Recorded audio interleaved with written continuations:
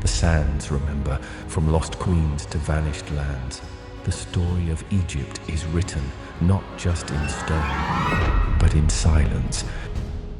We've uncovered the tombs, the temples, the codes of the gods. But every answer only deepens the mystery.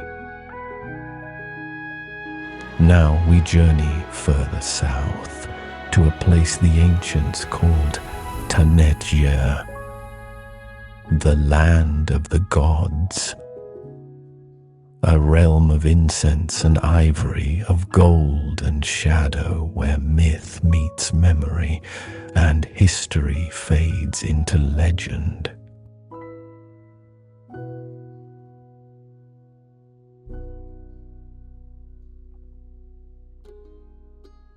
Mystery number 3.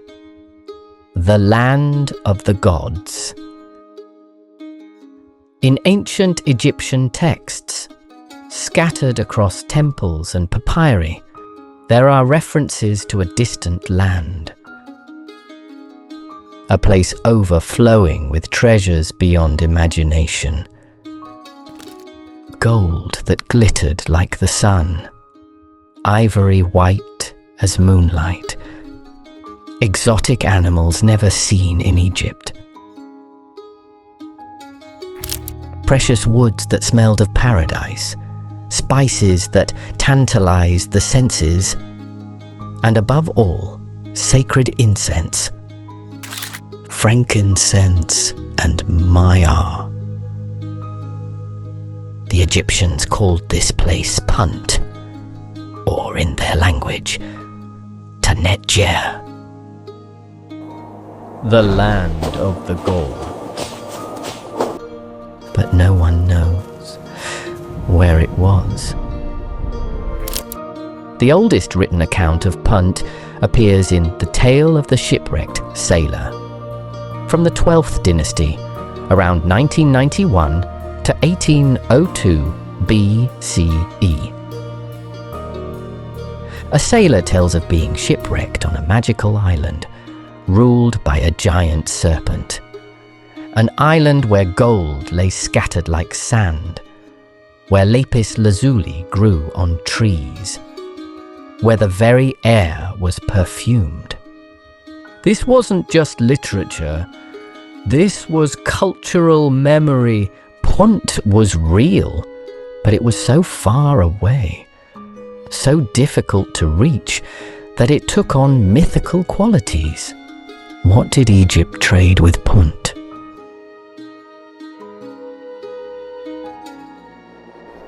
The lists are extensive.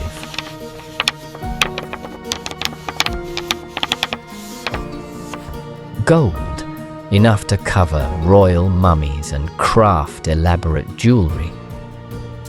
Ivory, from elephants, carved into ceremonial objects and furniture inlays. Ebony, blackwood, and other precious timbers that didn't grow in Egypt. Aromatic resins, cosmetics, and perfumes. Live animals, including sacred baboons, hunting dogs and leopards for royal menageries. Leopard skins, worn by priests during ceremonies. But the most precious commodity, the one that made Punt irreplaceable, was incense. Frankincense and myrrh, sacred resins used in every temple ritual. Without incense, there could be no proper worship, no connection to the divine. And Punt was the only source. The journey to Punt was extraordinarily difficult. Egyptian expeditions would travel south down the Nile, through the Wadi Tumilat Valley. Then they faced a brutal trek, dismantling their boats and carrying them across the desert, days under the merciless sun, through waterless wastes to reach the Red Sea coast. There, at ports like Qusair or Suakin, they reassembled their vessels. Then came the sea voyage, hugging the coast southward for 20 to 25 days. Through storms, past reefs, navigating waters they barely understood. This was no casual trading mission. This was a dangerous expedition. The most famous journey to Punt was ordered by Queen Hatshepsut, one of the few female pharaohs. In 1493 BCE, she sent 5 large ships laden with Egyptian goods, jewelry, tools, weapons, wine, everything the people of Punt might desire. The expedition returned with treasures beyond measure, and something unprecedented.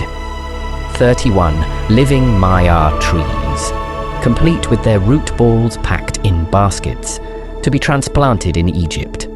Hatshepsut was so proud of this achievement that she commissioned an enormous relief at her temple of Di-Yar al-Bahri.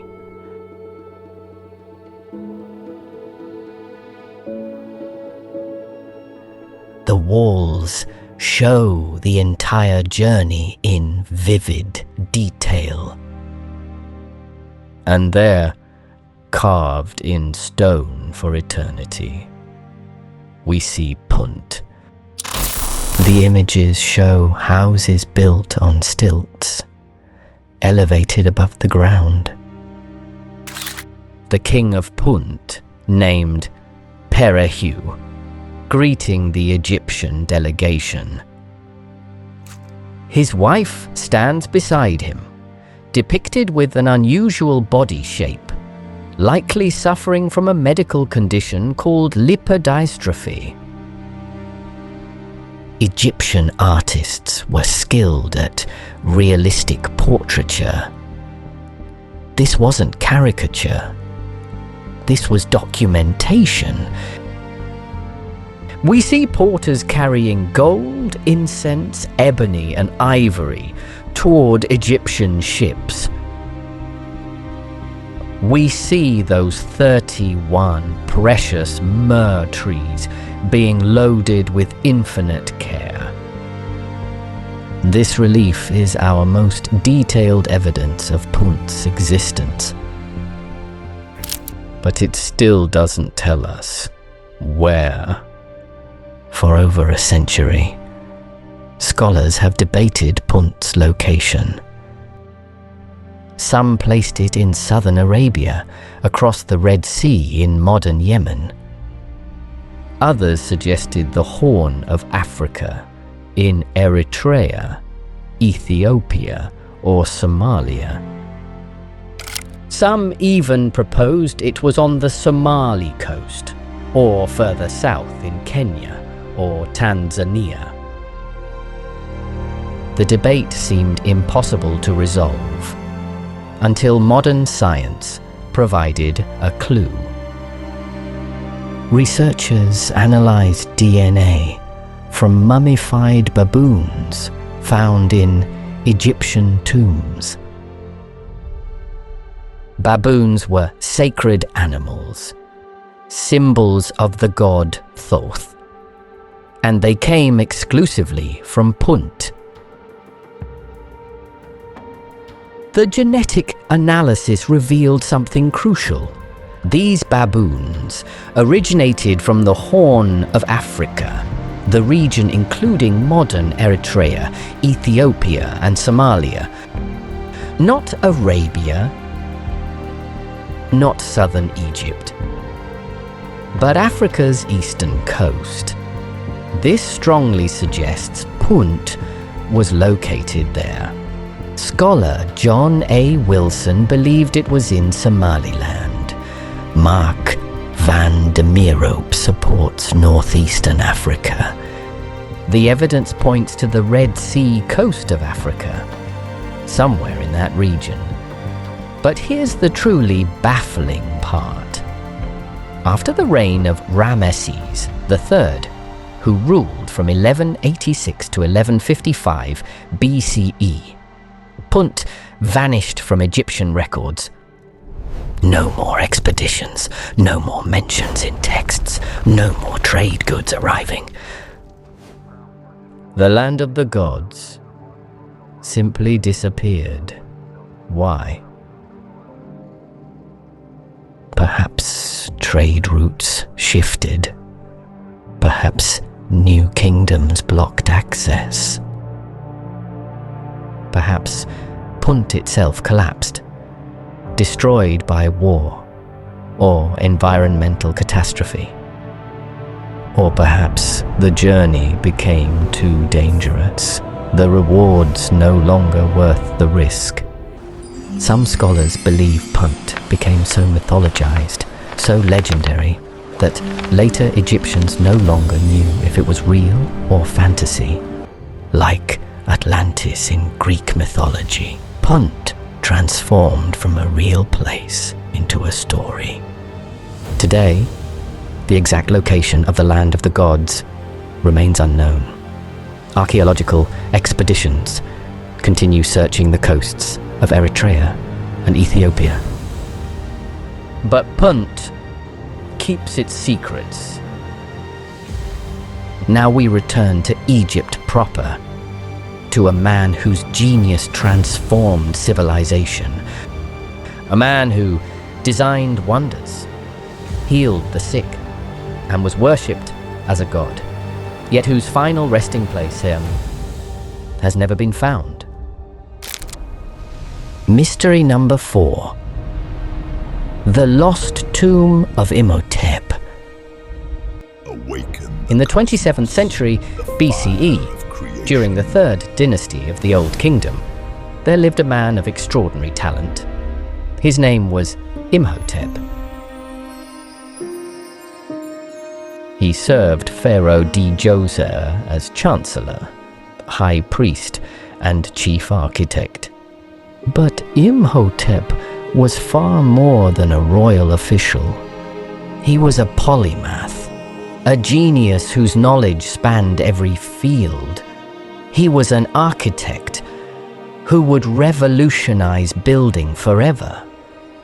A physician whose medical texts would be studied for thousands of years. A priest who understood the divine mysteries. An astronomer who mapped the stars. A writer whose wisdom was recorded on papyrus. But his greatest achievement, the one that made him immortal, was a single building. The Step Pyramid of Saqqara. Before Imhotep, Egyptian pharaohs were buried in mastabas, rectangular mud brick structures. Functional, but uninspiring. Imhotep envisioned something different. Something that would touch the sky itself. He designed a pyramid, but not the smooth-sided pyramids we know. His was a step pyramid. 6 massive levels rising to a height of over 60 meters. And here's what made it revolutionary. It was built entirely of stone. The first large-scale stone structure in human history. Not mud brick that would crumble, but limestone that would last forever. The Step Pyramid still stands today, 4,600 years later. Imhotep's genius didn't stop at architecture. Ancient medical papyri credit him with advancing Egyptian medicine. He understood anatomy, performed surgeries, treated diseases. His medical knowledge was so advanced that he became associated with healing itself. After his death, something extraordinary happened. Imhotep, a commoner, was deified. This was almost unheard of in ancient Egypt. Pharaohs became gods. That was their divine right. But commoners remained human, no matter their achievements. Yet Imhotep broke this rule. He was worshipped as a god of wisdom, healing, and architecture. His cult lasted over 2,000 years. Temples were built in his honor. Priests performed rituals before his statues. The Greek historian Manetho wrote about him centuries later. The ancient poem The Lay of the Harper mentions him and notes something troubling.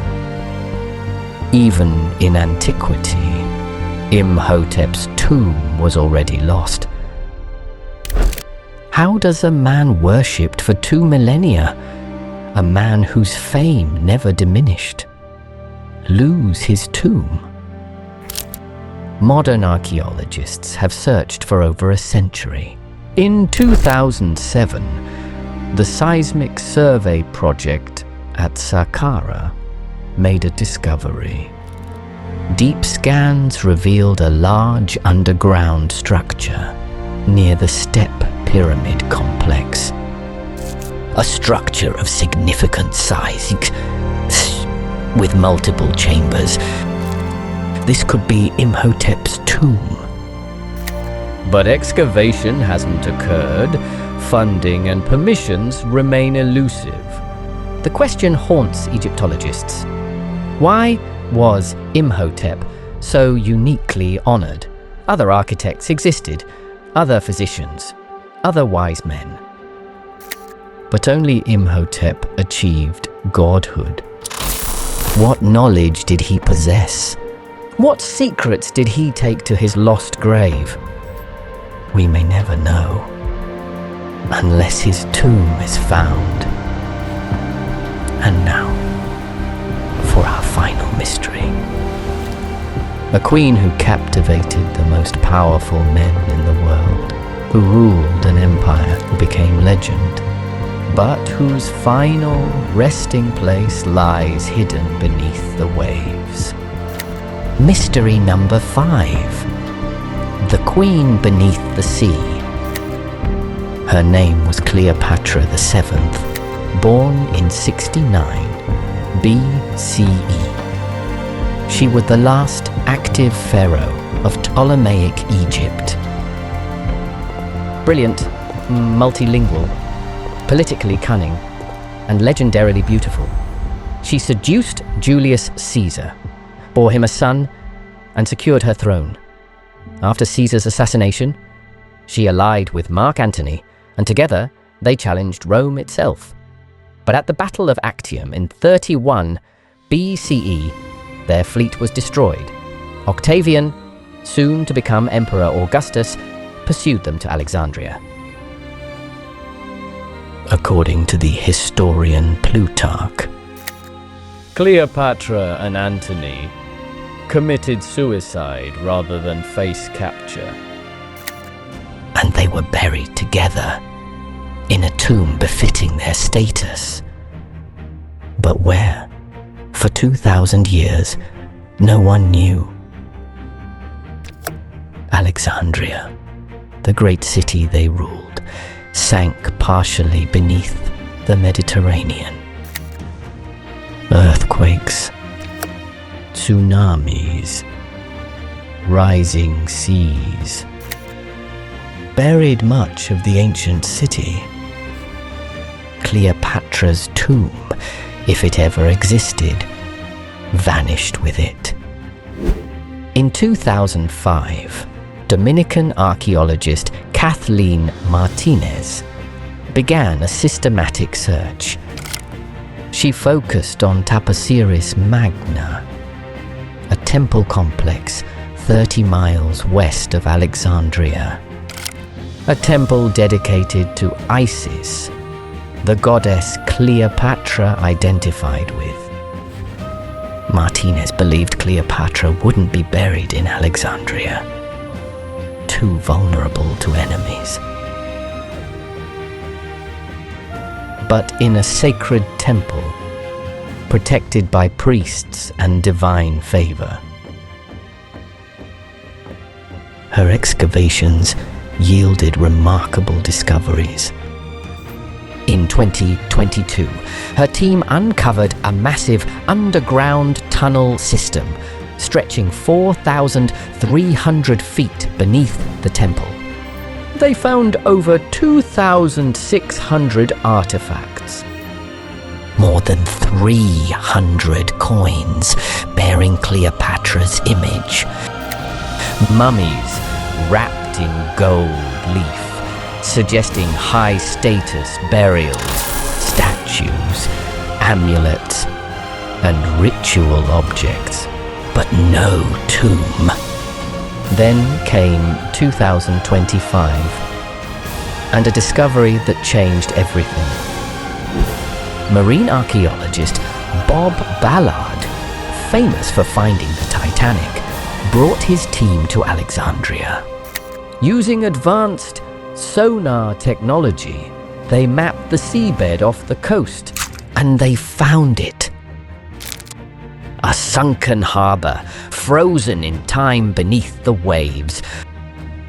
Stone structures rising 20 feet from the seabed.